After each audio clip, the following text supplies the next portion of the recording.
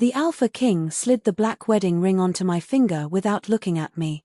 From this moment, he declared, his voice echoing across the royal arena, this wolfless girl belongs to the throne. The crowd laughed. Someone threw rotten flowers at my feet. They thought this marriage was my punishment. None of them noticed the shadows gathering behind me, or the voice that whispered inside my soul. Wake me, my daughter. Chapter 1. The bride no one wanted. The first thing they took from me was my name. Not officially. No law was ever written that erased Lyra Ashvale from the kingdom's records. But names have little power when an entire nation decides to replace them with something crueler. The wolfless girl. Children whispered it as I passed through the market. Warriors laughed when they thought I couldn't hear. Even servants lowered their voices whenever I entered a room, as though the absence of a wolf were contagious. In a kingdom where every child shifted before their 18th birthday, I had reached 22 with nothing. No howl. No bond. No mate. Only silence. And silence, I had learned, was the loudest curse of all. The royal cathedral stood at the highest point of Blackstone City, carved from silver-grey marble that glittered beneath the afternoon sun. Thousands had gathered. Not because they wished to celebrate. They had come to witness my humiliation. Rows of nobles filled the grand staircase in gowns stitched with moon silk and coats embroidered with golden wolf crests. Soldiers lined both sides of the aisle in polished obsidian armor, their spears catching ribbons of sunlight. Above us, white banners bearing the emblem of House Draven danced in the wind. The symbol of the Alpha King. I tightened my trembling fingers around the bouquet someone had forced into my hands that morning. White lilies. The flower of surrender. How fitting. A young maid leaned close as she adjusted my veil. I'm sorry, she whispered so quietly I almost missed it. Before I could answer, another servant snapped her away. No talking to the bride. As if kindness itself had become forbidden. The cathedral doors groaned open. A trumpet echoed across the courtyard.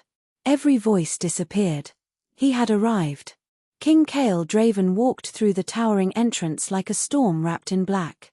He wore ceremonial armor instead of wedding robes, its dark steel engraved with ancient runes that shimmered faintly whenever sunlight touched them.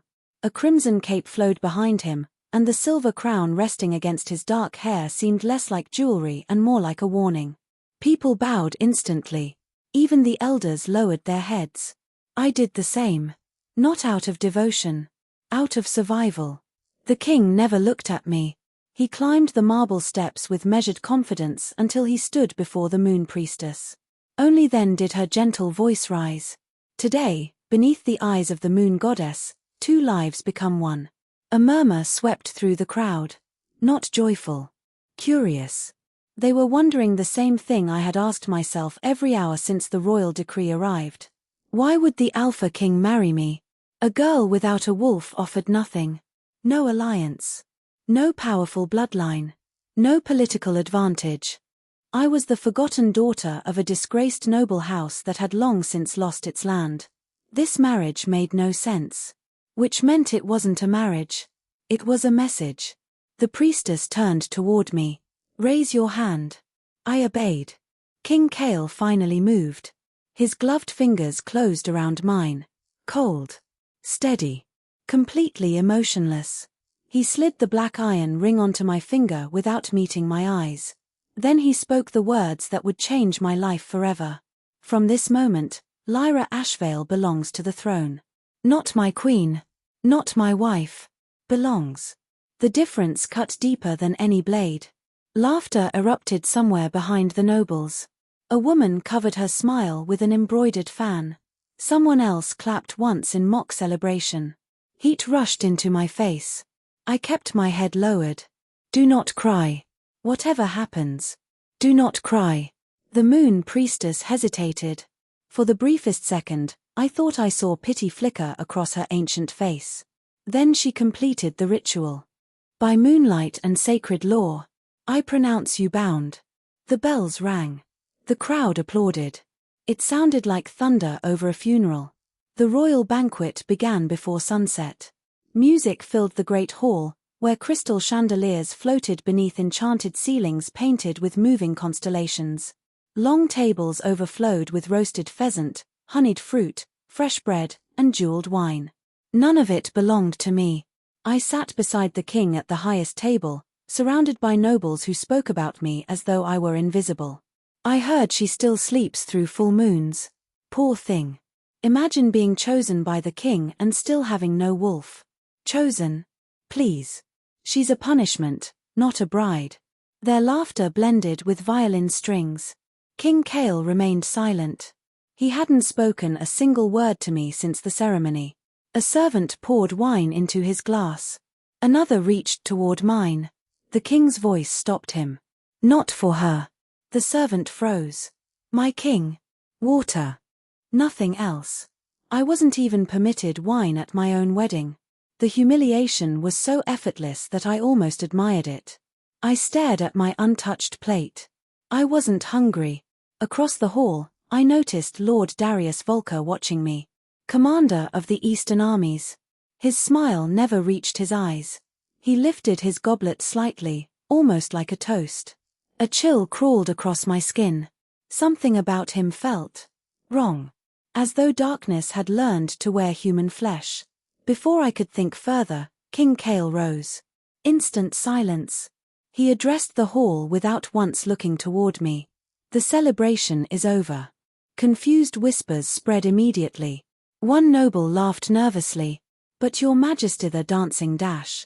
I said it's over. His voice carried enough authority to extinguish every protest. Guests hurried to stand. Within minutes, the magnificent banquet dissolved into organized retreat. The king walked away. I remained seated. Forgotten. Again. Night settled over Blackstone Palace like ink poured across stone. A maid guided me through endless corridors illuminated by blue moon lamps. Neither of us spoke. She finally stopped before enormous double doors carved with wolves running beneath a full moon. The king's chambers. Her voice shook. She opened the doors, bowed, and disappeared before I could thank her. The room beyond was breathtaking. Towering windows overlooked the cliffs surrounding the capital. A fireplace crackled softly against black marble walls. Shelves filled with ancient books climbed toward vaulted ceilings, and a massive bed draped in charcoal silk stood at the center. It looked less like a bedroom than a throne room pretending to be one. King Kale stood by the window.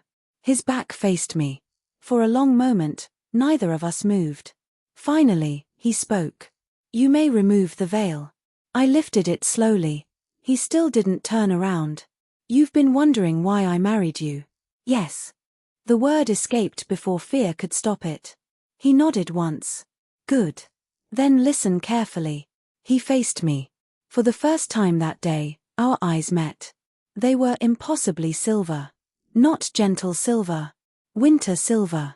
The kind found in frozen rivers moments before the ice breaks. This marriage is political, he said. Nothing more. I swallowed. I don't expect affection. I don't require conversation. You will perform your duties during public appearances, and outside them, you will stay out of my way. His honesty was almost crueler than a lie. I understand. No. He stepped closer. I don't think you do. The air seemed colder around him. There will be rumors that you're my Luna. Ignore them. You are not. There has never been, and never will be, a true mating bond between us. Each sentence landed like another stone placed upon my chest. I was ordered to marry, he continued. You were convenient. Convenient. Not beautiful. Not worthy. Convenient. I lowered my gaze before he could witness the tears threatening my eyes. I have one request, I whispered. He waited. Don't make me kneel for people. A flicker crossed his expression. Gone almost instantly. I won't. It was the closest thing to mercy I'd received all day. He walked toward a smaller door leading into an adjoining study. You'll sleep here. The room beyond contained a modest bed, a wardrobe, and a writing desk. Not luxurious. Not insulting. Separate. He paused at the doorway. And Lyra.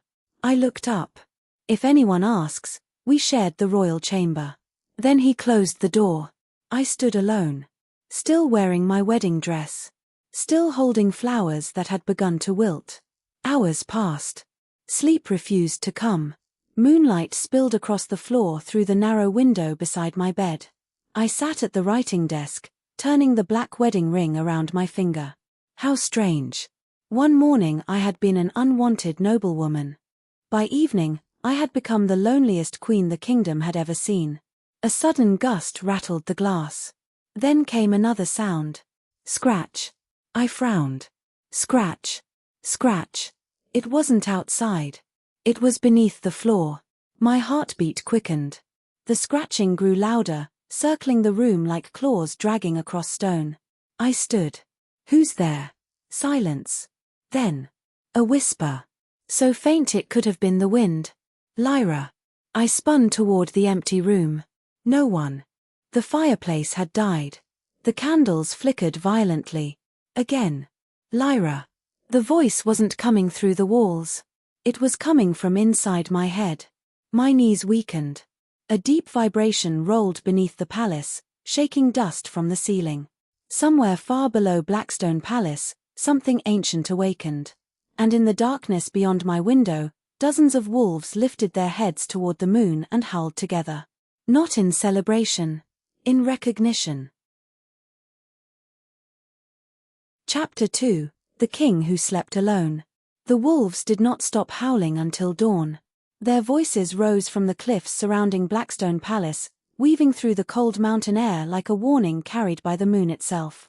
Every howl made the strange voice inside my head feel louder, closer, as if something beneath the earth had answered them. I didn't sleep. By the time pale sunlight slipped through my window, I was still sitting at the writing desk, my wedding dress folded neatly across my lap. The black iron ring on my finger felt heavier than it had the night before. A queen should have awakened beside her husband. Instead, I had spent my wedding night listening to ghosts. A soft knock broke the silence. Your Majesty. The title startled me. For a moment, I forgot she was speaking to me. The door opened just enough for the same young maid from the cathedral to peek inside. She couldn't have been older than 17, with warm brown skin and nervous amber eyes. My name is Myra, she said, bowing quickly. His Majesty assigned me to attend to you. Assigned. Not chosen. Not welcomed. Simply placed. Good morning, Myra. Relief softened her face. I've prepared your bath. The Royal Council begins in 1 hour. I blinked. The council. She hesitated. You weren't told? Of course I wasn't. The Queen's dressing chamber overlooked the eastern gardens, where white roses climbed ancient stone walls. Steam curled from a marble bath scented with lavender, yet even its warmth couldn't erase the uneasiness coiled inside me. Myra brushed my hair in careful silence before finally speaking. May I ask you something? You just did. She laughed quietly, then immediately looked guilty for it. They say you've never shifted. I met her reflection in the mirror. Does that disappoint you? Her eyes widened. No. Never. She shook her head so fast her braid nearly unraveled. I only wondered if the stories were true. They are. She nodded thoughtfully. My little brother couldn't shift until he was 19. Hope flickered inside me. Really? Everyone called him cursed too. She smiled. Now he's one of the strongest hunters in our village. For the first time in years, someone had spoken to me without pity. It felt strangely unfamiliar. She lifted a silver crown toward my head. I instinctively leaned back. I don't think that belongs to me. Myra's expression became unexpectedly serious. It does now. She placed it gently into my dark hair. It wasn't the king's crown. It was smaller, woven from silver branches with tiny moonstones nestled between delicate leaves. Beautiful. And impossibly heavy. The royal council chamber was circular, built beneath a soaring glass dome where sunlight poured across a mosaic of the moon goddess. 12 council members occupied carved stone seats. The moment I entered, conversation stopped. Every pair of eyes turned toward me. Not welcoming. Measuring. King Kale sat upon the elevated throne at the center of the room, dressed in a black military uniform instead of ceremonial armor. Without the wedding regalia, he looked even more dangerous. He acknowledged me with a single nod. "Take your seat." There was only one empty chair. Beside him. As I crossed the chamber, whispers followed. "She's actually here. Does she even know royal protocol? The king enjoys making spectacles." I kept walking. "Never let them see you bleed." The oldest council member rose slowly. His silver beard reached the center of his chest, and dozens of battle scars crossed his weathered hands. "Elder Rowan requests permission to speak." "You have it," Cale replied. Rowan looked directly at me. "Your Majesty, tradition requires every newly crowned Luna to present her wolf before the council." The room became painfully still. I already knew what came next. Cale answered before I could. "That tradition is suspended." Several councillors protested immediately. "Your Majesty dash. Impossible. The law has never dash." Cale's voice cut through them like steel. I said suspended. Lord Darius leaned forward, folding his gloved hands. His smile returned. Smooth. Polite. Poisonous. Surely the Queen herself should answer. His golden eyes settled on me. "Tell us, Your Majesty, have you found your wolf yet?" The question sounded innocent. The intention wasn't. Every face watched me. Waiting. I could lie. I could invent some story about delayed shifting. Instead, I chose the truth. "No." A few nobles sighed dramatically. One woman rolled her eyes. Darius smiled wider. "How unfortunate." Cale stood. The movement alone silenced everyone. "My wife's worth will not be determined by a shift." Wife. It was the first time he'd called me that. Not Lyra. Not the wolfless girl. Not convenience. Wife. Even I looked at him in surprise. His expression remained unreadable. "The meeting is over." Darius didn't move. "Your Majesty, may I remind you that the northern clans already question this marriage? A queen without a wolf weakens the throne." Cale descended the steps slowly until he stood directly before him. "I don't remember asking for your opinion." The temperature inside the chamber seemed to drop. For one dangerous second, I thought they might actually fight. Then Darius lowered his head. "As you command, my king." But as everyone began leaving, he glanced at me. The smile disappeared. What remained behind his eyes made my heart shiver. Hatred. After the council, Cale walked so quickly through the palace corridors that I struggled to keep pace. "Your Majesty dash." He stopped without turning. "What? Why did you defend me?" Silence stretched between us. "Finally," he answered. "I defended the crown." The words shouldn't have hurt. But somehow they did. He continued walking. I followed. "Then why call me your wife?" He stopped again. This time, he looked over his shoulder. His silver eyes softened. "Just barely. Because in that room, if I didn't, they'd tear you apart." Before I could respond, Captain Ronan approached, bowing sharply. "My king, the border patrol has returned." Cale's expression hardened instantly. "I'm coming." He disappeared with the captain, leaving me alone beneath towering stained glass windows. Myra appeared beside me moments later. "I can show you the palace gardens." I nodded gratefully. Anywhere felt better than standing in hallways full of whispers. The royal gardens were breathtaking. Crystal streams flowed between white willow trees, and hundreds of glowing moon lilies floated across a circular lake. Butterflies with shimmering blue wings drifted lazily through the flowers. For the first time since arriving, I breathed.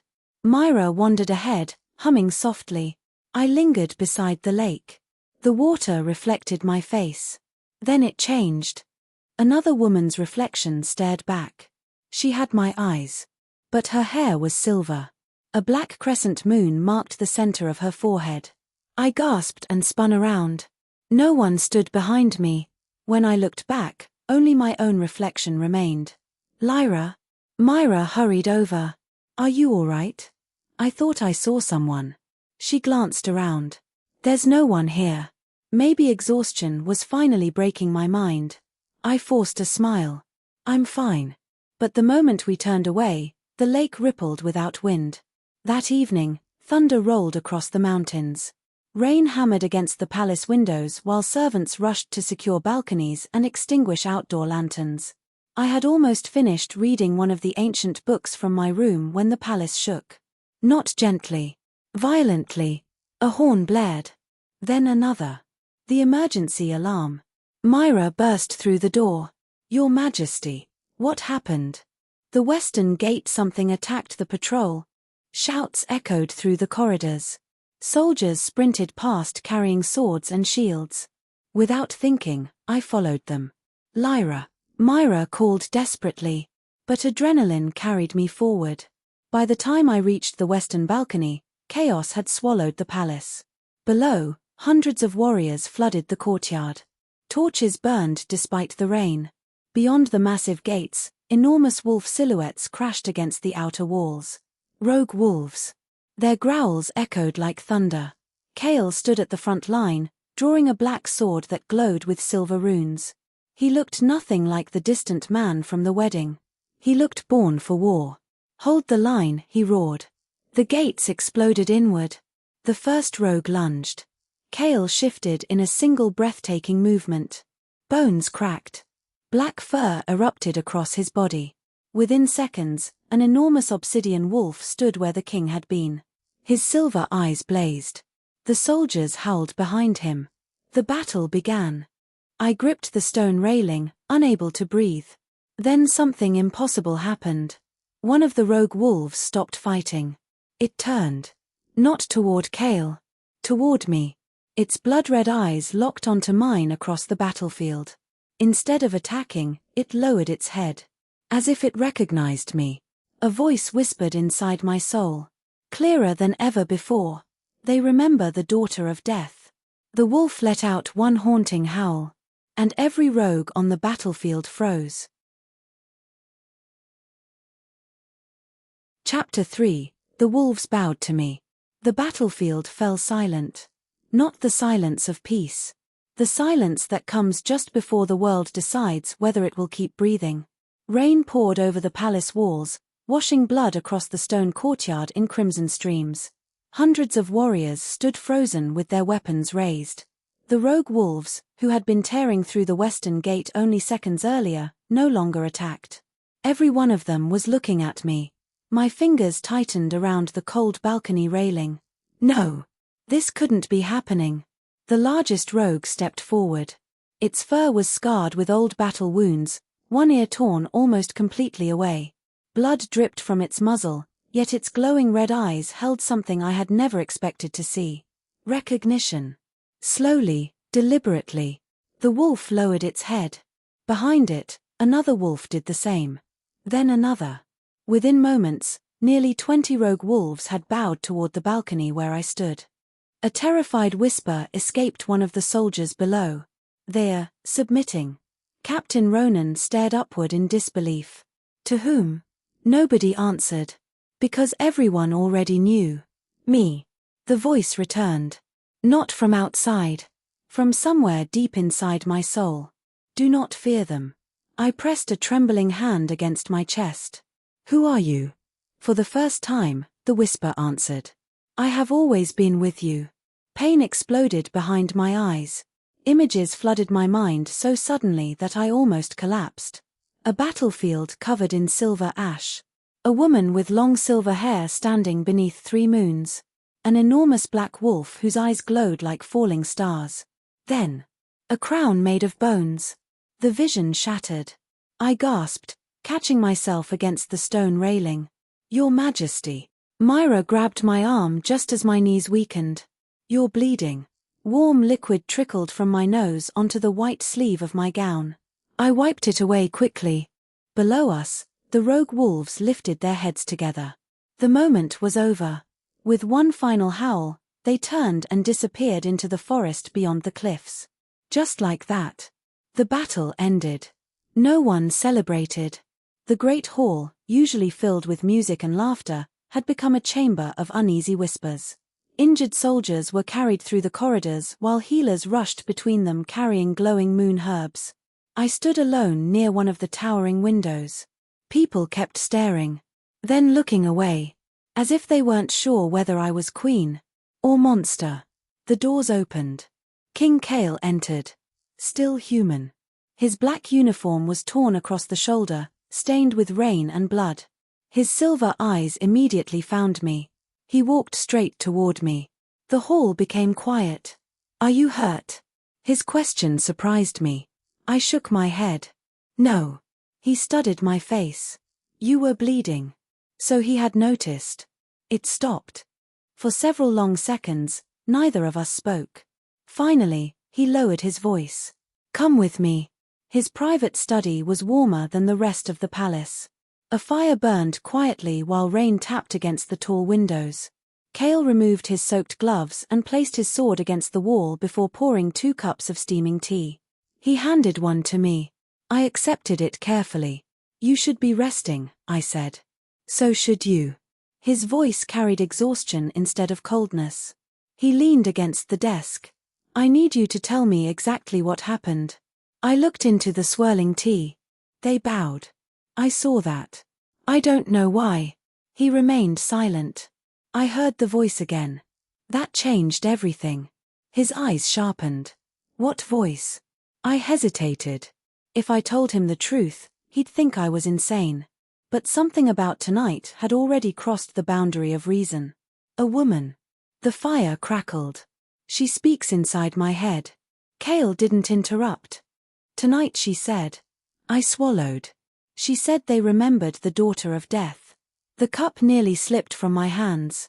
I expected disbelief. Instead, Kale's expression became unreadable.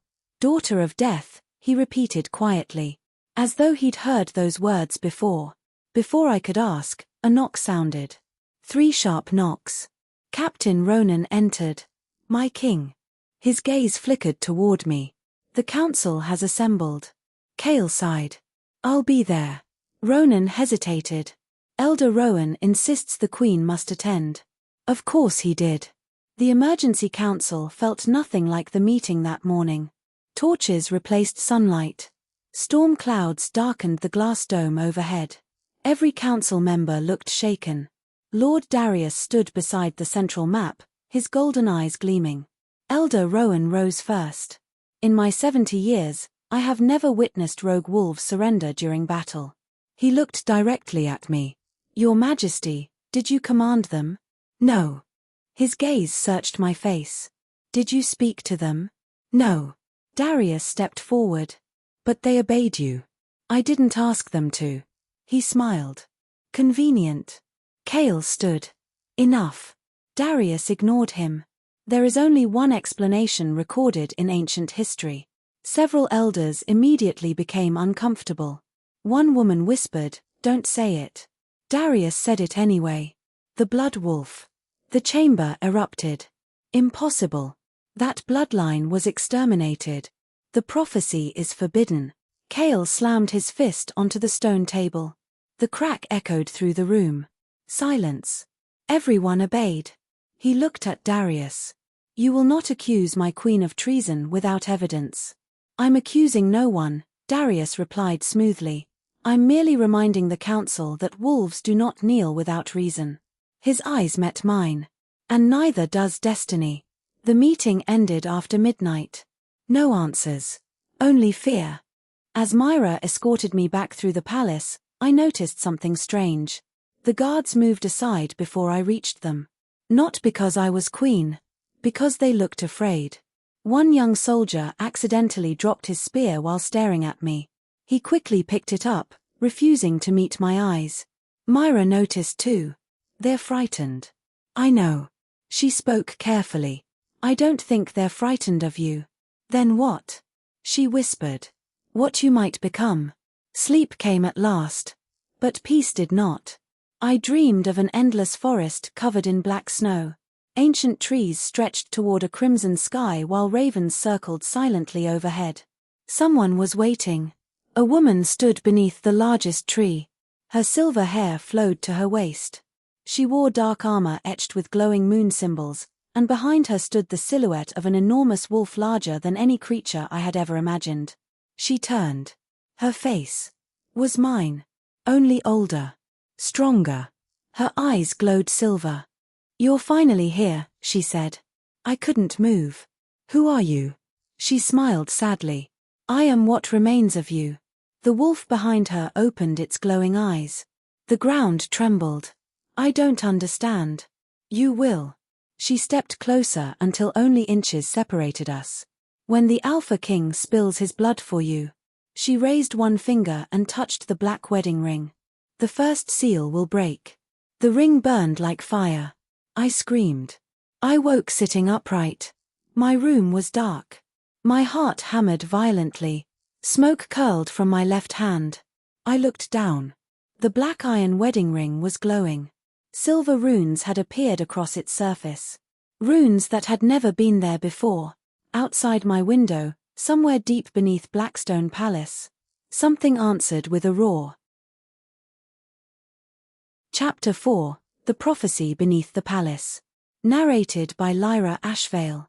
The roar beneath the palace did not wake anyone else. It woke me.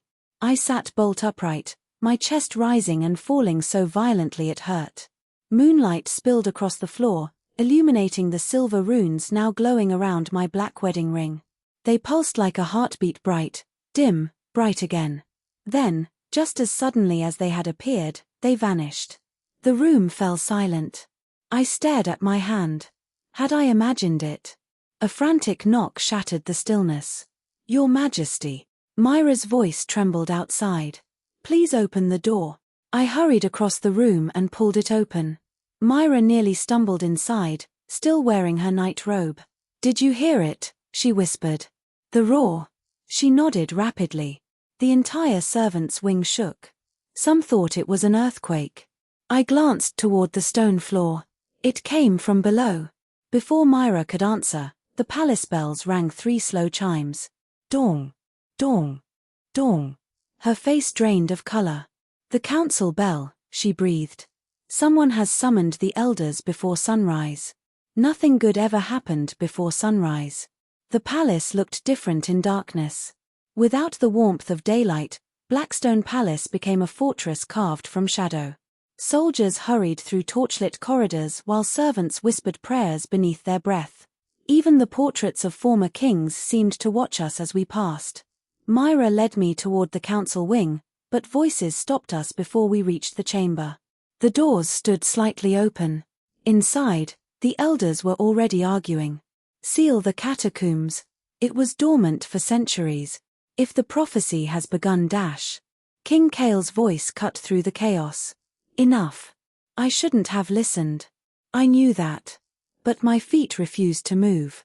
Through the narrow opening, I saw the enormous circular council room bathed in blue fire. Elder Rowan stood beside an ancient stone tablet covered in unfamiliar symbols. Lord Darius leaned casually against one of the pillars, looking far too calm for someone discussing earthquakes before dawn. Rowan spoke first. The roar came from the lower sanctum. My heart skipped. Lower sanctum? There are no survivors who remember what lies beneath it, another elder muttered. "There are records," Darius replied. He placed an old leather scroll onto the table. Its edges were blackened with age. The forbidden archives describe only one creature capable of shaking Blackstone Palace. Rowan closed his eyes. "Don't." Darius ignored him. "Nox Umbra." The name itself made the torches flicker. The Death Wolf. Silence swallowed the chamber. I stopped breathing. Death Wolf. The same words from my dream. The same voice. The same impossible feeling that had haunted me since my wedding. Kale finally spoke. "Legends." Darius smiled. "Were the rogue wolves legends too?" No one answered. A soldier suddenly noticed me standing outside. "Your Majesty." Every head turned. Kale looked directly at me. For a brief moment, annoyance crossed his face, not because I had interrupted, but because I had heard too much. "Come in." The council room felt colder than winter. As I approached the empty seat beside Kale, Elder Rowan studied me with unsettling intensity. "My queen," he said gently, "I wish to ask you something." I nodded. "When the rogue wolves bowed, what exactly did you hear?" The room became perfectly still. I considered lying. But something told me these people already feared the truth more than the lie. A woman's voice. Several elders exchanged nervous glances. What did she say? I swallowed. She said, they remembered the daughter of death. A crystal goblet slipped from someone's hand and shattered against the floor. One elder whispered a prayer. Another quietly stood and walked away from the table. Only Darius smiled. There it is. Cale rose so abruptly that his chair scraped across the stone. Not another word. Darius folded his hands. Why? She deserves to know. She deserves peace. No, Darius said softly. She deserves the truth. He looked at me. 300 years ago, before House Draven ruled this kingdom, there existed another royal bloodline. Rowan interrupted sharply. Darius. The Ashborn. The name echoed strangely inside me. They were not ordinary wolves. Their Luna possessed a wolf unlike any other creature born from the space between life and death. My pulse thundered. Darius continued. They called her the daughter of death. I couldn't breathe. She ended wars with a single howl. Entire armies surrendered rather than face her. Even rogue wolves obeyed her command. His golden eyes never left mine. And according to history, every member of that bloodline was executed. The room fell silent. Cale's jaw tightened. History also says dragons once ruled the eastern mountains, he said coldly. We're finished. The meeting dissolved, but the questions remained. Inside me. Later that morning, rain fell softly over the palace gardens. I escaped there because I couldn't bear another corridor filled with whispers. White roses bent beneath the drizzle while mist floated across the lily pond. I sat on a stone bench and closed my eyes. Who am I? The answer came in the breeze. Not words. A feeling. Ancient. Lonely. Talking to flowers. I opened my eyes. Cale stood beneath a black umbrella a few steps away. For the first time since our wedding, he wasn't dressed like a king. Just a man. A charcoal coat. Dark trousers. Rain clinging to his hair. I needed air, I replied. He walked closer and offered the umbrella without speaking. I accepted it. For several moments, we simply listened to the rain. Finally, I asked the question I had been carrying all morning. Did you know about the prophecy? His silence answered first. Yes. The honesty surprised me. Then why marry me? He looked across the lake. When I was 13, my father took me beneath this palace. I frowned. To the lower sanctum. The name alone made my skin prickle. He showed me a stone door covered in silver chains. His voice grew quieter. He told me never to open it. Why? Because something was sleeping behind it. The rain grew heavier. My father believed the prophecy was only a story. He finally looked at me. I'm beginning to think he was wrong. My heart tightened. Do you think I'm dangerous? His answer came immediately. I think you're frightened. For the first time since meeting him, I saw something beneath the armor. Compassion. It vanished almost instantly. A horn echoed across the gardens. Captain Ronan appeared at the bridge. My king. Cale turned. What happened? The archivist requested you immediately. Ronan glanced at me. He says, he found her family records. My family? Cale and I exchanged the same startled look. Without another word, we followed Ronan into the palace. The royal archives lay beneath the Western Library.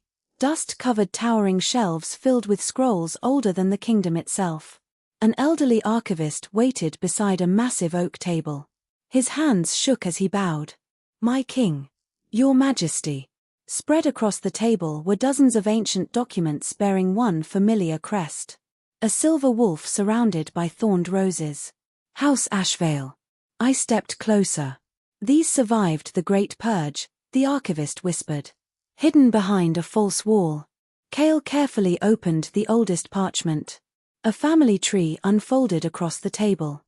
Names stretched back hundreds of years. Ashvale. Ashvale. Ashvale. Then, near the bottom, my eyes caught a name written in faded silver ink. Lyra Ashbourne. I froze. Not Ashvale. Ashbourne. Someone had scratched the surname out centuries ago and replaced it with Ashvale. As if history itself had tried to erase it. The archivist's voice trembled. My queen, your family never changed their blood. He looked at me with awe. They changed their name. Before anyone could speak again, every candle in the archive extinguished at once. Darkness swallowed the room. A woman's whisper drifted through the shadows. The first seal has opened. Then, somewhere far below the palace, stone chains began to break. Chapter 5, My First Shift. The first seal has opened. The woman's whisper echoed through the royal archives long after the candles reignited. No one spoke. The ancient parchments lay scattered across the oak table, their faded ink suddenly feeling more dangerous than any weapon in the kingdom. My eyes remained fixed on the scratched-out name that had changed everything. Lyra Ashvale. Someone hadn't simply hidden my family. They had buried an entire bloodline. The elderly archivist slowly dropped to one knee. My queen. His voice trembled. Forgive me. I did not know. Stand up, Kale ordered immediately. The old man obeyed, but he refused to meet my eyes. Around us, the remaining candles flickered violently as though an unseen wind had entered the room. Captain Ronan rested his hand on the hilt of his sword.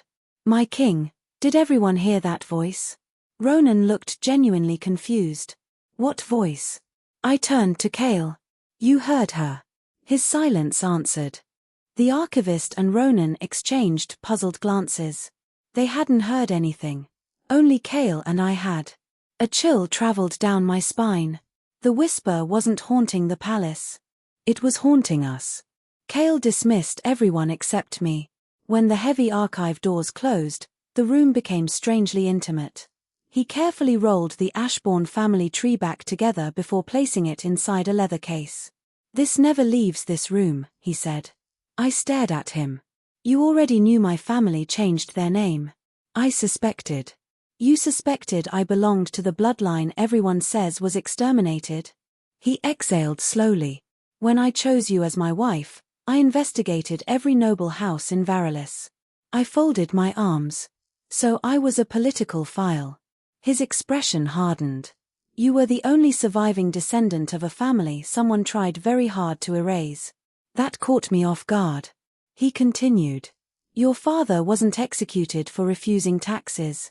My heart stopped. What? He died because he spent 20 years searching for these records. The room seemed to tilt beneath me. No, that's impossible. Kale opened another document. Inside was a royal report bearing his father's seal. Confiscated materials recovered from Lord Elias Ashvale. My father's name. My hands shook as I reached for it. Inside were sketches of underground tunnels beneath Blackstone Palace, notes about the lower sanctum, and one sentence written repeatedly in my father's handwriting. The Ashvale were never monsters. They were guardians. A tear slipped down my cheek before I realized I was crying. He knew, I whispered. Kale nodded once. And someone killed him before he could prove it. By sunset, the entire palace felt different. Servants bowed lower. Guards watched me longer. Rumors traveled faster than ravens. I had gone from being the wolfless queen to something far more frightening. The possible Ashvale. Myra found me in my chambers carrying a tray of food. You haven't eaten. I don't think I can. She placed the tray down anyway. Fresh bread. Stew. Honey tea. Then she hesitated. Can I ask you something? I smiled weakly. You always do. She sat across from me. Is it true that rogue wolves bowed to you because you're from the old bloodline? I looked down. I don't know what's true anymore. Myra reached across the table and squeezed my hand. I do. I looked up. You're still the woman who thanked a maid on her wedding day. Emotion caught unexpectedly in my throat. The palace had given me titles. Myra gave me something much rarer. A reason not to feel alone. Night arrived with another full moon. The sky above Blackstone Palace glowed silver, brighter than any moon I could remember. I stood on my balcony, unable to sleep. The ring on my finger felt warm. Not burning. Waiting. Far below, Wolves began howling. 1. Then 5. Then dozens. The sound vibrated inside my chest. Suddenly. Pain. I doubled over as something twisted beneath my ribs. It wasn't ordinary pain. It felt like bones trying to remember a shape they'd forgotten centuries ago. I gasped. The ring erupted with silver light. Myra rushed into my room. Lyra. I collapsed onto the floor. Every muscle seized. I'll get the healer. No. The word came out as a scream. Another wave hit. My spine arched violently. Bones cracked. Myra's face drained of color. Oh goddess. The windows exploded open. Cold moonlight flooded the chamber. The howling outside became deafening. Footsteps thundered in the corridor. Cale burst through the doors with Captain Ronan. The moment he saw me, his expression changed. Not fear. Recognition.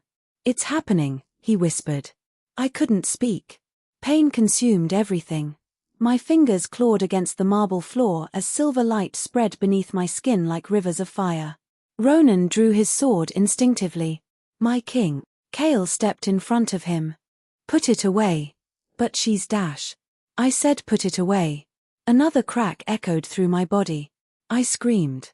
Then everything stopped. Silence. I lay motionless on the floor, trembling. Myra carefully knelt beside me. It's over.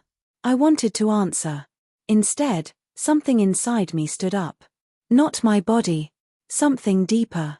The room grew colder. The candles extinguished themselves. Silver mist curled around my hands. Then black fur appeared across my fingers. Myra gasped. My king. I watched in horror as claws slowly emerged from my fingertips. No. My voice sounded different. Laird. As if another woman were speaking beneath it.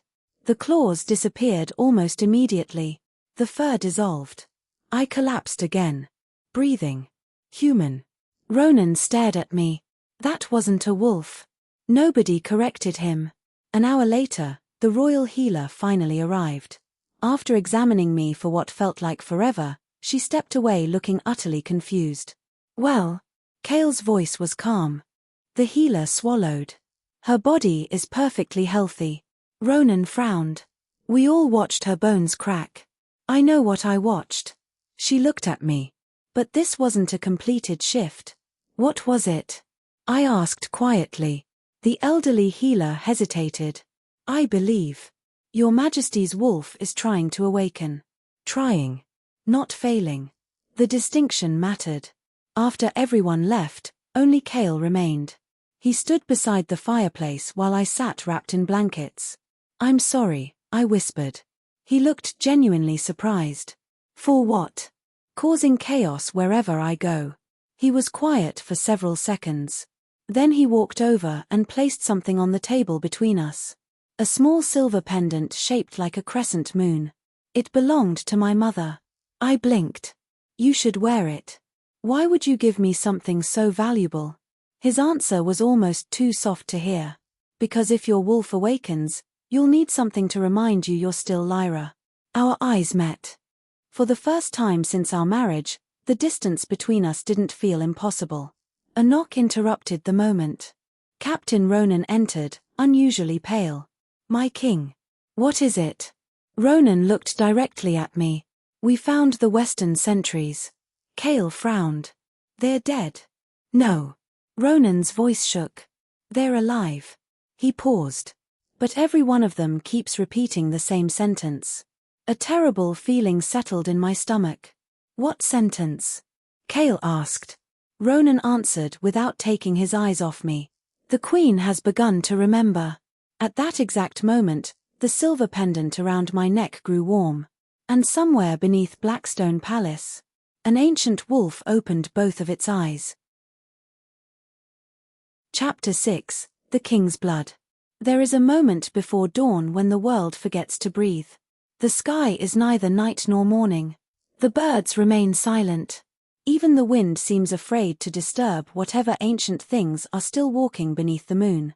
That was the hour they came for me. I had not slept. The silver pendant Cale had given me rested against my chest, still warm from the strange awakening the night before. Every time I closed my eyes, I saw black fur spreading across my hands and heard Captain Ronan's trembling voice. The Queen has begun to remember. Remember what? A life I had never lived. A bloodline buried beneath another name? Or the woman whose voice had been whispering inside my soul since my wedding day? A soft knock came at my door. Your Majesty, Myra. I wrapped my robe tighter and opened it. She carried a tray with tea and fresh bread, but her usual smile was gone. There are soldiers outside, she whispered. My stomach tightened. Why? They say Elder Rowan requested your presence. At this hour? She nodded. And Lord Darius is with him. That explained the feeling in my chest. It wasn't fear. It was instinct. The eastern courtyard was covered in silver mist when I arrived. Elder Rowan stood beside the ancient wolf fountain, leaning heavily on his carved staff. His white robes fluttered gently in the morning breeze. Darius stood several steps behind him, dressed in dark leather armor instead of noble clothing. Golden eyes. Perfect smile. He looked more like a hunter than a commander. Cale arrived moments later. He hadn't even bothered wearing his crown. What's so urgent? He asked. Rowan looked exhausted. The sentries woke before sunrise. Ronan stepped forward. They're all saying the same thing. I already knew. But hearing it again sent chills through my body. The Queen has begun to remember. Rowan sighed. There's more. He motioned toward two guards. They escorted an elderly man into the courtyard. His clothes were torn. His beard reached his waist. His wrists were chained with silver. The moment he saw me, he dropped to his knees. My queen. I stepped back instinctively. You know me. Tears filled the old man's eyes. I've waited 30 years to see the last Ashbourne. Silence. Even Darius stopped smiling. Rowan spoke quietly. His name is Oren. He was found living alone in the northern ruins. Cale frowned. The abandoned monastery? Rowan nodded. He claims he served the Ashbourne Queen before the Great Purge. My heartbeat became deafening. That's impossible, Ronan muttered. He'd be over 300 years old. Oren looked up. I am. They moved the meeting to Cale's private war room. Unlike the council chamber, this room had no windows. Only maps, weapons, and a massive stone table engraved with the borders of Werewolf. Oren refused to sit. He remained kneeling before me. Please, I said softly. Stand. He obeyed slowly. His silver eyes startled me. Not grey. Silver. Just like Cale's. You knew my family. I knew your mother's mother's mother, he replied. Goosebumps spread across my arms. Rowan folded his hands. Tell them. Oren closed his eyes. When the Ashbourne ruled, they were not kings. He looked at Cale. They were guardians. Cale glanced toward the family documents we had recovered. The same word my father had written. Guardians. Guardians of what? I asked. Oren's expression darkened. The gate. Every candle in the room flickered. The lower sanctum is not a prison. He swallowed. It is a doorway. Darius laughed quietly. Convenient storytelling. Oren ignored him. Beneath this palace sleeps Noxumbra. The name made the air colder. People call him the Death Wolf, Oren continued, but they misunderstand what he is. I leaned forward. Then tell me. He is the first wolf ever created. The room went completely still. Before kingdoms, before alphas, before packs, there was only the moon goddess and one guardian. He pointed toward me. And his blood flows through the Ashbourne. I wanted to reject it. To laugh. To call it madness. Instead, something inside my soul whispered. He speaks the truth. I flinched. Cale noticed. What happened? I lied. Nothing. But it wasn't nothing. For the first time. The voice sounded happy. The training arena echoed with steel striking steel. Cale dismissed everyone except Ronan and me. If these stories are real, he said, fastening leather guards around his wrists, we need to know whether your wolf is awakening. I stared at him. You want me to Shift. No. He picked up 2 wooden practice swords. I want to see what happens when you're under pressure. He tossed one toward me. I barely caught it. I've never held a sword. I know. Ronan winced. My king, respectfully, this seems unfair. Cale answered without looking away from me. I'm not testing her strength. His silver eyes met mine. I'm testing her instincts. He attacked. Not brutally. Precisely. I barely blocked the first strike. The impact rattled my arms. Again. Again. Again. Within seconds I was stumbling backward. I can't do this. Yes, you can. Wood slammed against wood. You're thinking. Another strike. Stop thinking. I gritted my teeth. He attacked faster. My shoulder hit the arena wall. There was nowhere left to retreat. Cale raised the sword for one final strike. Then, everything slowed. The sound disappeared. I could hear Cale's heartbeat. Ronan's breathing. The flutter of birds outside. Silver light flooded my vision. Without knowing how, my body moved. I slipped beneath Cale's strike, spun behind him, and placed my wooden sword against his throat. Silence. The glow vanished. I staggered backward in horror. I didn't. Ronan looked speechless. My king. Cale slowly lowered his sword. His expression wasn't angry. It was stunned. You've never trained. I shook my head. Never. He looked at Rowan, who had quietly entered during the sparring match. Rowan whispered only 3 words. Muscle memory returned. That evening, the palace hosted a diplomatic dinner. Representatives from the northern clans had arrived unexpectedly. Myra adjusted the silver crown in my hair. You look beautiful. I feel like I'm walking into a battlefield. She smiled sadly. Sometimes they're the same thing. The banquet hall glittered beneath crystal chandeliers. Nobles bowed as Cale and I entered together. For appearances, he offered me his arm. I hesitated only a second before taking it. A murmur swept through the room. The king had never publicly touched me before. Darius noticed. Of course he did. Halfway through dinner, the northern chief stood. With respect, Your Majesty. Cale nodded. Speak. The chief's weathered face remained polite. Our clans have heard troubling rumors. I knew what was coming. He looked directly at me. They say your queen commands rogue wolves. Whispers spread instantly. Cale answered calmly. Rumors are not law. The chief continued. They also say she belongs to the Ashbourne. Darius sipped his wine. Watching. Waiting. I could have remained silent. Instead, I stood. If I may. Cale glanced at me briefly, then nodded. The hall quieted. I don't know what I am, I admitted. I don't know why wolves bowed. I don't know why my family changed their name. I took a slow breath. But I do know this. My voice grew steadier. I have never betrayed this kingdom. The chief studied me for several long seconds. Then, unexpectedly, he bowed. Not deeply, but enough. A truthful queen is rarer than a powerful one. The tension eased. Music resumed. Conversation returned. For one fleeting moment. I thought the worst had passed. I was wrong. Near midnight, thunder shook the palace. A messenger burst into the banquet hall, soaked by rain. He fell to one knee before Cale. My king, what happened? The eastern villages are under attack. Every warrior in the room stood instantly. Ronan reached for his sword. How many rogues? The messenger looked terrified. Not rogues. He swallowed. Something bigger. Cale's expression hardened. Prepare the cavalry. He turned to leave. Without thinking, I grabbed his wrist.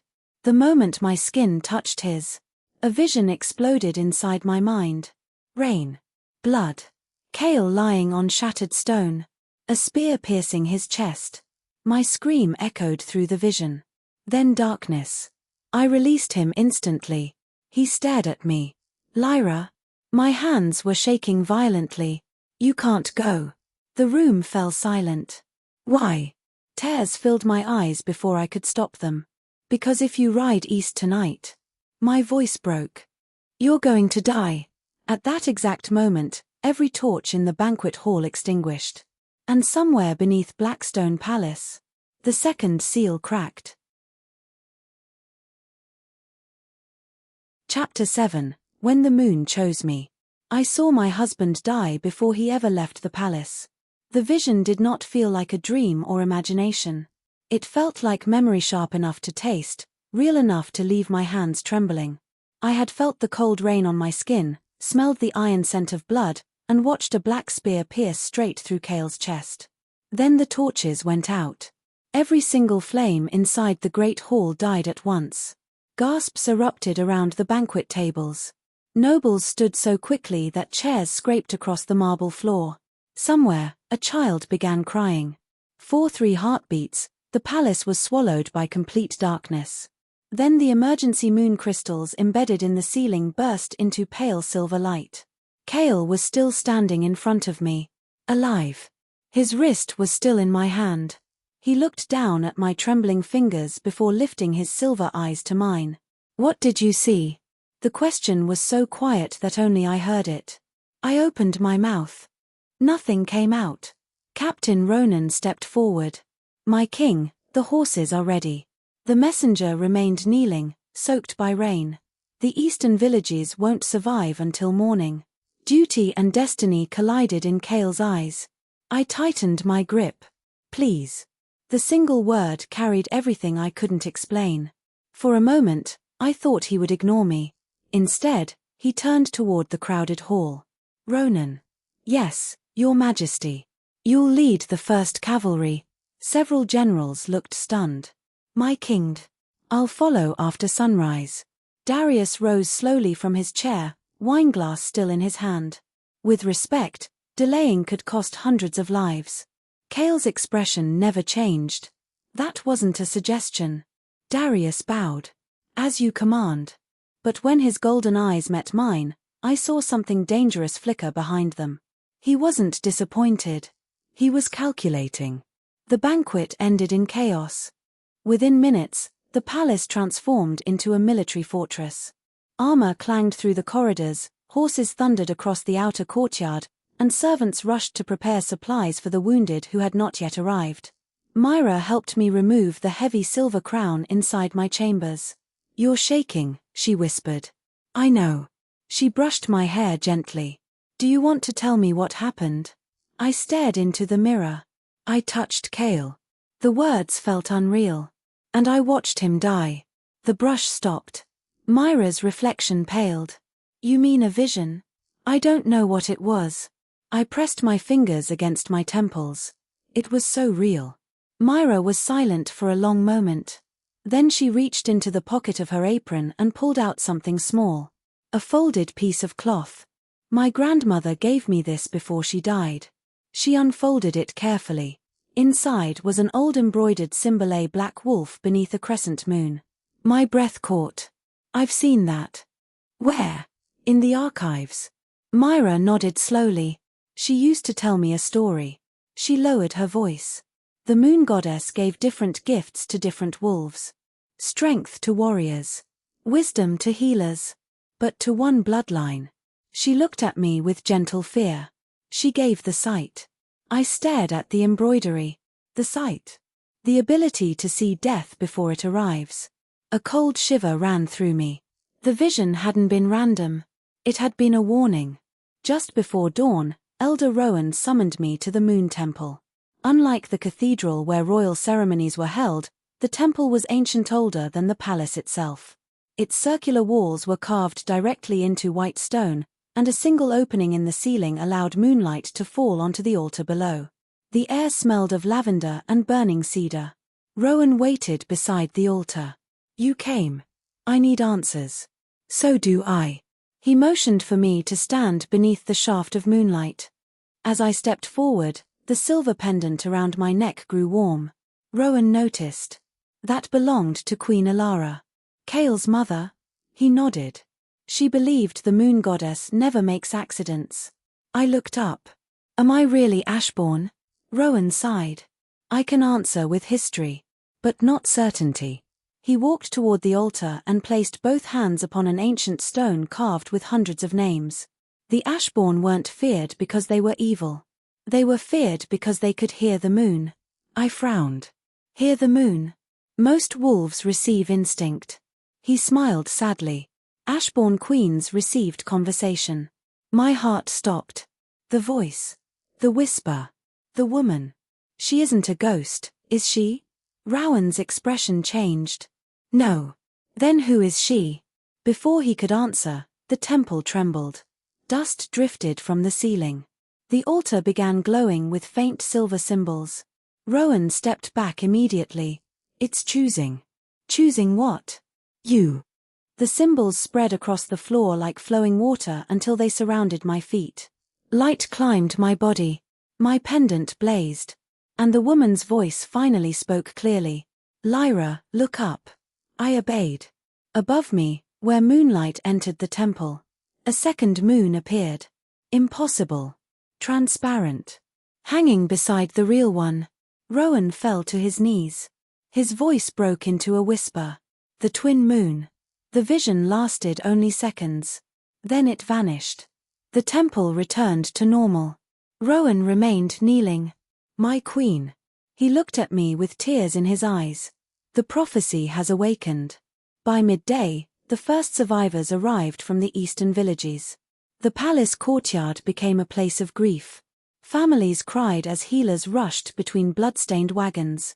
Burned children clung to their mothers. Entire homes had been destroyed. I helped Myra carry blankets from the infirmary. No one cared that I was queen. They only needed hands. An elderly woman grabbed my wrist as I covered her grandson. She stared into my face. Then began crying. I remember those eyes. I froze. You knew my family? She nodded weakly. My mother served the Ashbourne. Before I could ask another question, healers pulled her away. Another fragment. Another mystery. Another person who remembered what history had erased. That evening, Cale finally prepared to ride east. The rain had stopped. His black horse waited in the courtyard, surrounded by armored soldiers. I found him fastening his sword. You're still going. He looked up. I have to. I saw you die. I know. His honesty frustrated me. Why aren't you afraid? He smiled. Not arrogantly. Sadly. Because kings don't have the luxury. I stepped closer. What if the vision can be changed? He paused. Can it? I don't know. The words hurt. I've never had visions before yesterday. For several seconds, we simply stood there. Then he reached into his armor and removed a small leather cord. Hanging from it was a silver wolf fang. My father gave me this before my first battle. He placed it into my hand. If I don't return dash. I interrupted immediately. No. He smiled faintly. That sounds better than any prophecy. Without thinking, I wrapped my fingers around his hand. The vision returned. But it was different. The battlefield remained. Rain still fell. The black spear still flew toward Cale. Except this time. Someone stepped in front of him. A woman surrounded by silver light. Black wings of mist exploded behind her. The spear shattered before touching the king. The vision ended. I stumbled backward. Cale caught me before I fell. What changed? I looked into his silver eyes. My voice came out as barely a whisper. You lived. Hope flickered across his face for the first time. As the cavalry disappeared beyond the palace gates, someone watched from the highest tower. Lord Darius.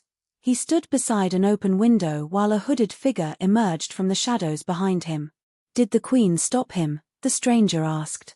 Darius smiled. She delayed him. Will that ruin our plan? He looked toward the distant eastern mountains. No. His golden eyes gleamed. Because the spear in her vision was never meant for the king. The hooded figure frowned. Then who? Darius's smile widened. It was always meant for the daughter of death. Far beneath Blackstone Palace, another ancient chain snapped. And something imprisoned for 3 centuries smiled in the dark. Chapter 8. The king realized he married the wrong woman. The moment Kale rode through the palace gates, my heart went with him. I stood beneath the stone archway until the last rider disappeared into the misty mountains. The silver wolf fang he had placed in my hand rested inside my palm, its edges warm despite the morning cold. "Your Majesty." Myra's gentle voice came from behind me. "They're gone." I nodded, but my eyes refused to leave the empty road. In my vision, this was where fate had begun. Only now, fate had changed. Or perhaps, it had only changed its target. A chill crawled across my shoulders. I slipped the wolf fang onto the leather cord around my neck, beside Kale's mother's silver pendant. The two charms rested against my heart like they belonged together. I prayed that wasn't a sign. The palace felt strangely hollow without its king. Nearly half the royal guard had ridden east, leaving only essential soldiers behind. Corridors that had once echoed with armored footsteps now carried little more than whispers. Unfortunately, whispers traveled faster than truth. As I walked through the western gallery, two noble women stopped speaking the moment they saw me. "She's the reason the wolves attacked." "No, I heard she's the Blood Queen. My cousin says the Moon Temple chose her." I kept walking. Once, those words would have shattered me. Now they only made me wonder how much of them was true. By afternoon, Elder Rowan summoned me again. This time, he wasn't alone. Oren waited inside the abandoned royal library, surrounded by towering shelves draped in dust. Ancient maps covered the central table, alongside dozens of books written in languages I couldn't read. The old man smiled sadly. "Welcome home, my queen. I'm beginning to think everyone knows who I am except me." Rowan sighed. "Then today, we begin correcting history." He opened the oldest book carefully. Its leather cover bore the same symbol I had seen on Myra's embroidered cloth, a black wolf beneath a crescent moon. "The Chronicle of the First Guardians," Rowan whispered. Oren traced the illustration with trembling fingers. "This was forbidden after the Great Purge." I stared at the drawing. It showed a woman standing beside an enormous black wolf. Not riding it. Standing equal to it. "She looks like me," I whispered. Oren smiled. "She doesn't." I frowned. "She looks like what you will become." Hours passed as Oren told me the story the kingdom had erased. 300 years ago, before the Dravens wore the crown, the Ashbourne ruled Werewolf. Not as conquerors. As protectors. According to legend, the moon goddess created one immortal guardian to stand between the living world and the shadow realm, a wolf named Noxumbra. He was neither evil nor good. He was balance. Whenever darkness threatened to cross into the human world, the Ashbourne Queen awakened his power through her own blood. But what happened? I asked. If they protected the kingdom, why were they killed? The old man's eyes filled with grief. They weren't destroyed by enemies. He looked directly at me. They were betrayed by allies. My stomach tightened. The first Alpha King? Oren nodded slowly. King Draven's ancestor feared a queen who possessed more power than the throne. Rowan added quietly, history was rewritten the next morning. I thought of my father. Of the scratched-out surname. Of the decades spent searching for proof. They stole our name. They stole your destiny, Oren corrected. The words settled heavily inside me. Destiny. I wasn't sure I wanted it. That evening, rain returned. Thunder rolled across Blackstone Palace while servants hurried to shutter the windows. Myra entered my chambers carrying fresh candles. "You haven't eaten again." "I'm not hungry." She placed the tray down anyway before noticing the open chronicles covering my desk. Her eyes widened. "They let you read those? I don't think anyone can stop me anymore." She smiled nervously. "I liked you better when your biggest problem was avoiding royal banquets." I laughed. A real laugh. It surprised both of us. Then the laughter died. The silver pendant around my neck suddenly became scorching hot. I gasped. The candles extinguished instantly. Myra stepped backward. "Lyra." The room dissolved. I was no longer inside my chambers. I stood in a snow-covered valley beneath two moons. Black banners fluttered in the wind. Bodies covered the frozen ground. An army had fallen here. Ahead of me, the silver-haired woman turned slowly. She looked exactly as she had in my previous visions. Only this time, she was crying. "You're late," she whispered. My voice shook. "Who are you?" She smiled through tears. "I've answered that question 1,000 times. I don't understand." "No," she said gently. "You remember." She raised her hand. The enormous black wolf behind her stepped forward. Its shoulders reached higher than any horse. Silver eyes. Endless sorrow. "This is Nox," she whispered. The wolf lowered his head toward me. Instead of fear, I felt home. My hand lifted on its own. The moment my fingers touched his fur, memories exploded. A child laughing beneath moonlit trees. A crown placed upon trembling hands. A wedding. A betrayal. A black spear flying through the heart of a queen. I screamed. I woke on the floor. Myra was holding me. "Lyra." I struggled to breathe. "It happened before." She frowned. "What happened?" "The spear." Tears streamed down my face. The queen in my vision, she died exactly the way Kale died in my first vision. Myra's expression slowly changed. "You think the vision isn't about the king?" I looked toward the rain outside. "No." My voice became painfully quiet. "I think it's about me." At dawn, horns sounded from the eastern watchtower. The cavalry had returned. I ran through the palace before anyone could stop me. The courtyard erupted with activity as exhausted horses entered through the gates. Some riders were wounded. Others carried villagers. Then I saw him. Kale. Alive. Relief hit so hard my knees nearly gave out. He dismounted stiffly, blood staining one sleeve. I hurried toward him. "You're hurt." "It isn't mine." He looked at me for a long moment, as though confirming I was truly there. "You were right." My heart stopped. "What happened?" He motioned for Ronan. The captain stepped forward carrying something wrapped in black cloth. He placed it carefully on the stone fountain. Kale uncovered it. It was a spear. Unlike any weapon I had ever seen. Its blade was forged from obsidian, etched with silver runes identical to those glowing on my wedding ring. My blood turned cold. "This," I whispered. "It's the spear from my vision." Kale nodded. "It was waiting for us in the eastern ruins." Ronan added quietly, "No human was holding it." The courtyard fell silent.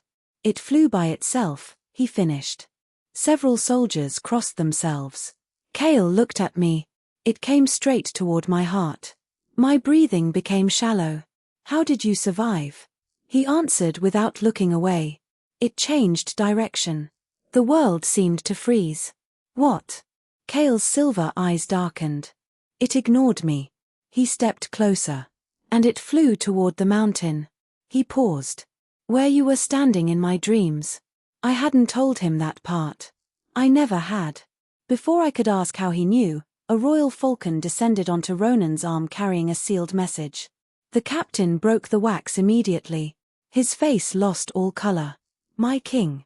Kale took the letter. His jaw tightened as he read. "What is it?" I asked. He looked at me slowly. "The northern clans have declared emergency assembly." "Why?" His next words changed everything. "They believe the daughter of death has returned, and they're demanding your execution before the next full moon." Thunder shook the palace. Far below Blackstone Palace, the second chain shattered completely. And somewhere in the darkness, Nox Umbra began to wake. Chapter 9, The Queen They Came to Kill. The words followed me long after Kale finished speaking. ***, they want you dead. ***. I stood in the middle of the courtyard with rainwater dripping from my hair, staring at the sealed letter in his hand. The northern clans wanted my execution. Not exile. Not imprisonment. Death. Before the next full moon. For the first time since my wedding, I understood why everyone looked at me with fear. I wasn't simply a wolfless girl who had somehow become queen. I was a bloodline they had spent 300 years trying to erase. And now, I was alive. "How many clans?" I asked. Kale's jaw tightened. 7. 7. The 3 northern territories. The Silver Fang Clan. The Frost Wolves. The Black Ridge Pack. And the Moon Council. My heart sank. The Moon Council? Kale nodded. They have authority over every sacred law in Varilys. I looked toward the dark mountains beyond the palace. What happens if you refuse? His expression became cold. They'll call it an act of war. So you could lose your crown because of me. No. His answer came instantly. I could lose my crown because of the people trying to kill my wife. The word stopped me. My wife. Not the wolfless girl. Not the Ashbourne. Not the political inconvenience. His wife. For one dangerous second, I forgot that our marriage had begun as a lie. Then Darius stepped forward. There may be another solution. Everyone turned toward him. He approached slowly, his expression carefully composed. The clans don't need war. Kale's eyes narrowed. What do you suggest? Darius looked at me. Give them what they want. Silence. My stomach twisted. Absolutely not, Ronan said. Darius continued calmly. Send the Queen to the Moon Council. Let them decide her fate. Kale's voice dropped dangerously low. You want me to hand my wife to people demanding her execution? I want to prevent a war. You want to remove a problem. Darius smiled faintly. Sometimes those are the same thing. Kale stepped toward him. Leave. Darius bowed. As you command.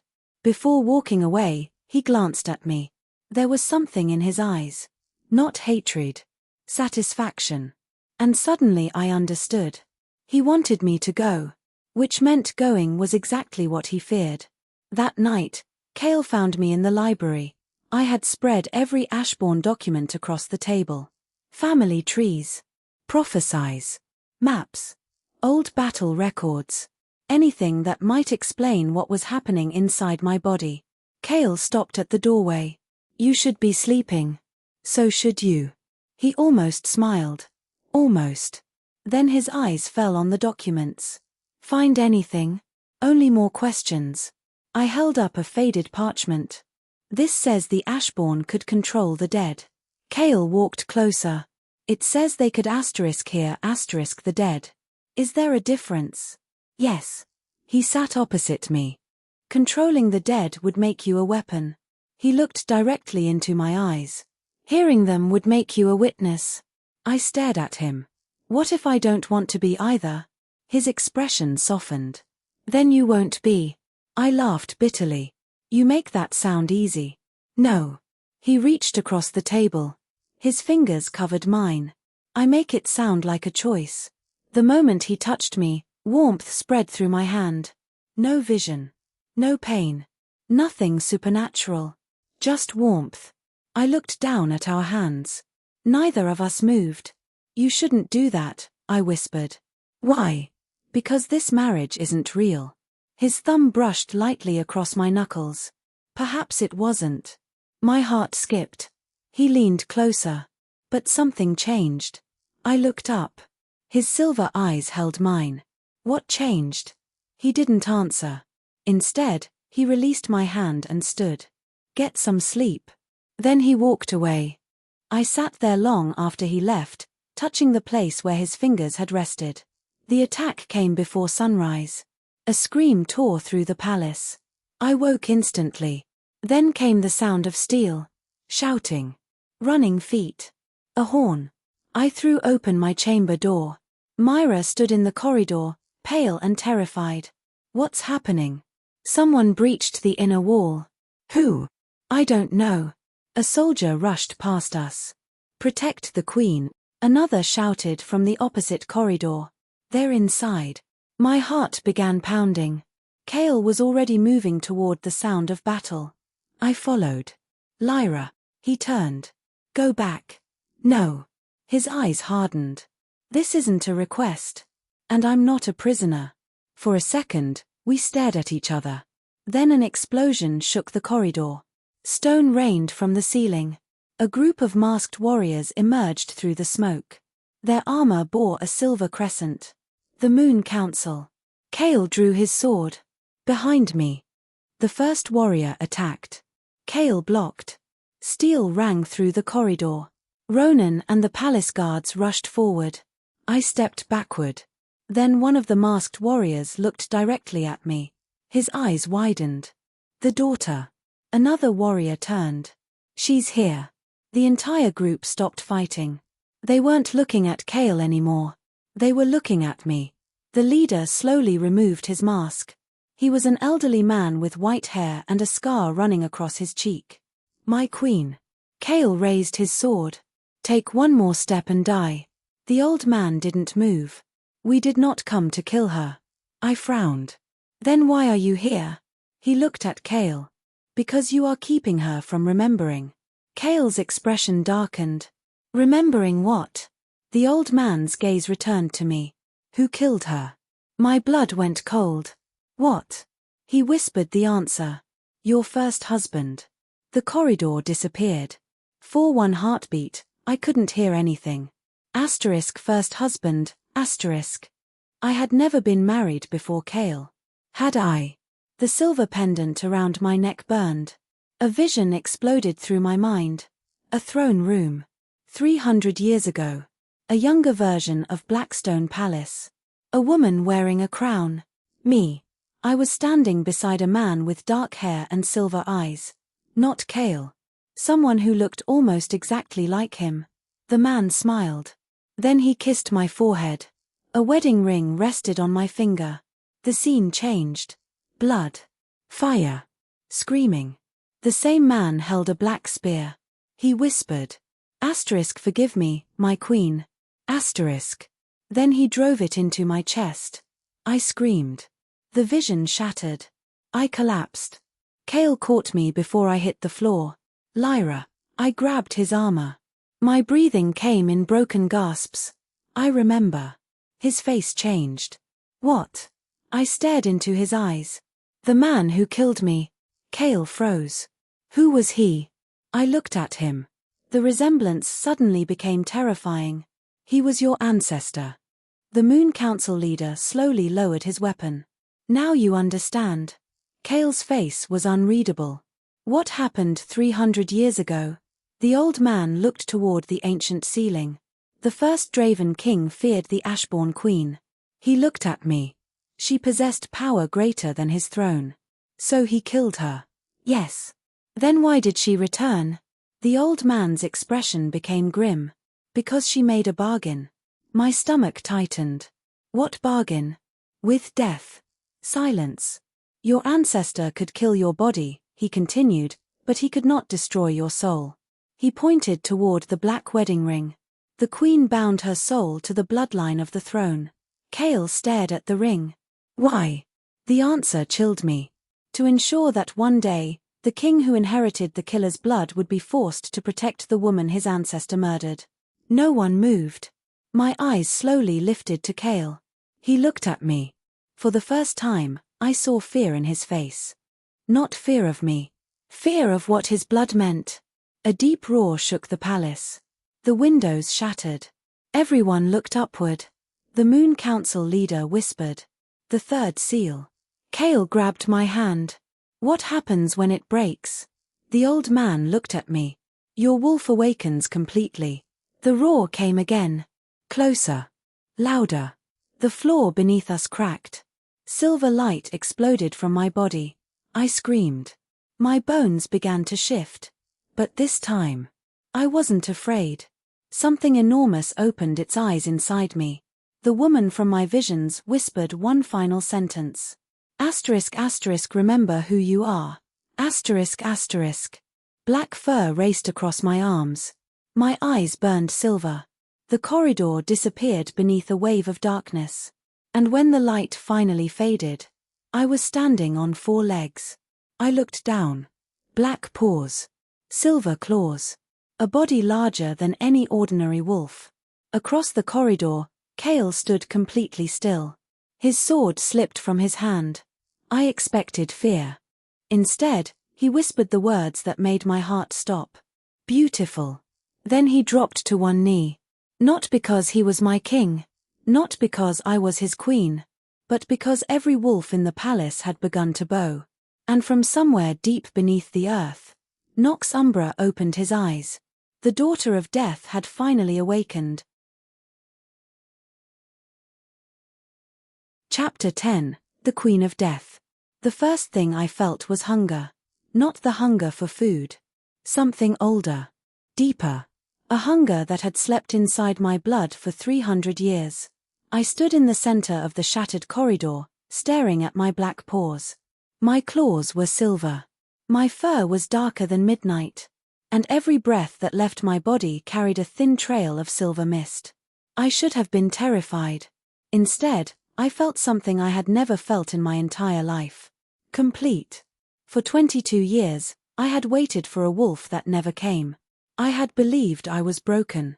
Wolfless. Cursed. Unworthy. But I had never been empty. She had been there all along. Waiting. Watching. Remembering. Nox Umbra. The name entered my mind without sound. And with it came a flood of memories. Moonlit forests. Ancient battles. A crown of silver. Thousands of wolves kneeling beneath a blood-red moon. And a woman standing beside me. The woman from my dreams. The original Ashbourne Queen. She looked at me with eyes that were exactly like mine. Then she smiled. You finally came home. The memory vanished. I lifted my head. Kale was still kneeling. The entire corridor had fallen silent. Every wolf belonging to the royal guard had lowered itself to the ground.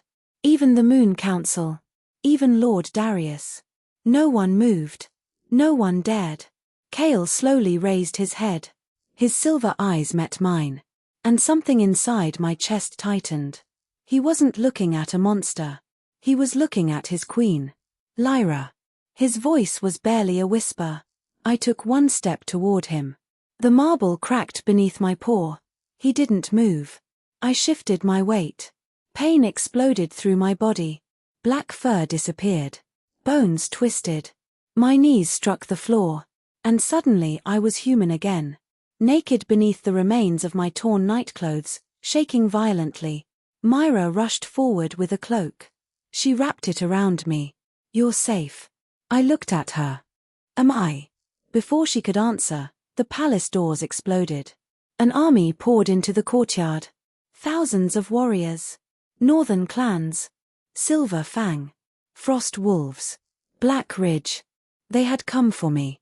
Kale rose immediately, placing himself between me and the open courtyard. Close the gates. The guards obeyed. Too late. The northern chief stepped through the smoke.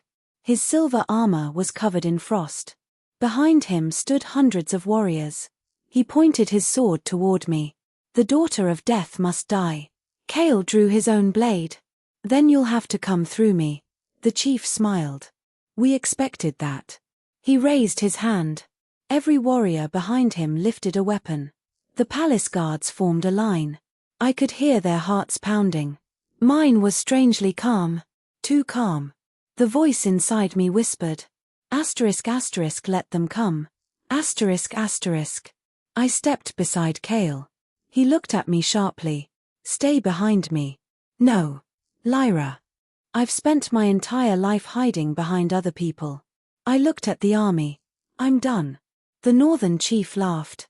She thinks she can fight. I felt something move beneath my skin. The black wolf inside me stirred. I lifted my hand. Then come find out. The first arrow flew. Kale deflected it. Then hundreds followed. The courtyard erupted. Guards charged. Clashing steel filled the air. Wolves shifted in every direction. The sound was deafening. Kale transformed beside me. His black wolf exploded forward and crashed into 3 attackers. I ran. I didn't know where I was going. I simply followed instinct. A warrior swung his sword. I caught the blade with my bare hand. He stared at me. So did I.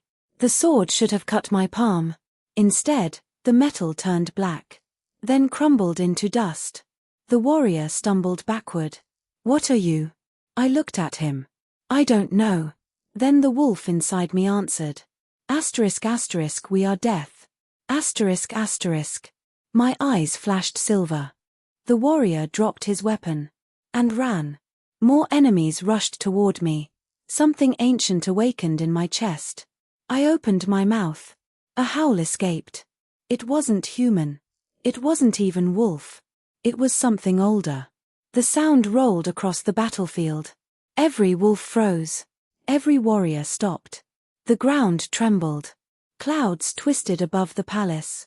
And one by one, the dead began to rise. Gasps swept through the courtyard. Bodies that had fallen during the battle slowly stood. Not attacking. Not screaming. Simply standing. Their eyes glowed silver. I understood immediately. They weren't mine to command. They were here to witness. The northern chief dropped his sword. No. The dead soldiers turned toward him. He stumbled backward. You were supposed to be gone. I looked at him. Who? He stared at me with pure terror. The queen. My heart stopped. What queen? The old man pointed at me. The one you were before. A scream came from the palace tower. I turned. Lord Darius stood on the highest balcony. He was no longer smiling. The hooded figure from my vision stood beside him. The stranger removed his hood. My blood froze. I knew that face. Not from this life. From my memories. The man who had killed me. The first king of House Draven. Impossible. He looked exactly as he had 300 years ago. Young. Beautiful. Cold. Cale looked up. His face drained of color. Who is that? The ancient king smiled. Hello, descendant. Cale stared at him. You died 3 centuries ago. The man laughed. I did. He looked at me. But death and I have an arrangement. Darius stepped aside. The ancient king raised his hand. A black mark appeared across Cale's chest. Cale screamed. He collapsed. No. I ran toward him. The mark spread like veins of darkness across his armor. The same place. The same chest. The same wound from my vision. Everything suddenly made sense. The vision had never been a warning about the future. It had been a memory. I had already watched this man kill Cale once. 300 years ago. And now history was trying to repeat itself. I reached Cale. He was on his knees. Blood ran from the corner of his mouth. His eyes found mine. Lyra. I grabbed his face. Stay with me. The ancient king laughed from above. You still love him. The words froze me. He smiled. That was your weakness then. His voice became colder. It will be your weakness now. Something inside me snapped. Not anger. Something far worse. Recognition. I remembered everything. The first life. The betrayal. The wedding. The spear. The moment I died. And the promise I made as my blood soaked the palace floor. Asterisk asterisk if I ever return. I will finish what you started. Asterisk asterisk. Silver light erupted from my body. The palace shook. The ancient king stepped backward. For the first time. He looked afraid. Impossible. I stood. My black wolf emerged behind me as a massive shadow. Its silver eyes burned across the battlefield. The dead bowed. The living fell to their knees. Even Cale looked at me in wonder. I raised my hand toward the tower. You wanted the daughter of death. The sky split with thunder. You found her. The ancient king lifted both hands. Black flames erupted around him. Darius stepped backward. Your Majesty. The ancient king didn't answer. His eyes remained fixed on me. Then the entire palace began to shake. Stone cracked. The ground split. Far beneath us, something enormous began climbing through the darkness. Nox Umbra. The first wolf. The guardian of the dead. The creature everyone had feared for 300 years. But when his head finally emerged from beneath the palace, he didn't look at me. He looked at Cale. Then he bowed. The ancient king screamed. No. Nox Umbra opened his enormous jaws. And for the first time in 300 years, he spoke. Not in my mind. Not in a whisper. His voice shook the entire kingdom. Asterisk asterisk the debt is due. Asterisk asterisk. The ancient king stumbled backward. I felt the black wedding ring tighten around my finger. Then it shattered. A burst of silver light consumed the courtyard. Cale's black mark disappeared. The ancient king vanished. Darius screamed. And every wolf in Werewolf howled at once. When the light faded, silence returned. The courtyard was destroyed. The northern army had surrendered. The dead had disappeared. The ancient king was gone. But something had changed. I looked at my hands. They were human. The black wedding ring was gone. Only a thin silver mark remained around my finger. Cale slowly stood. He walked toward me. For a moment, neither of us spoke. Then he reached for my hand. "Are you still my wife?" I looked at him. The question broke something inside me. I smiled. "I don't know." He stepped closer. "Then I'll ask again." His fingers intertwined with mine. "Will you be?" My heart answered before my lips could. "Yes." He pulled me into his arms. And for the first time since I had entered Blackstone Palace, I felt home. Then, a howl came from the mountains. One howl. Then another. Then thousands. Cale pulled away. His expression changed. "What is it?" I turned toward the horizon. The sky had turned black. Not from clouds. From wolves. Hundreds of thousands of them were moving across the mountains toward Blackstone City. Myra whispered behind us. "There aren't that many wolves in Werewolf." I stared at the approaching darkness. She was right.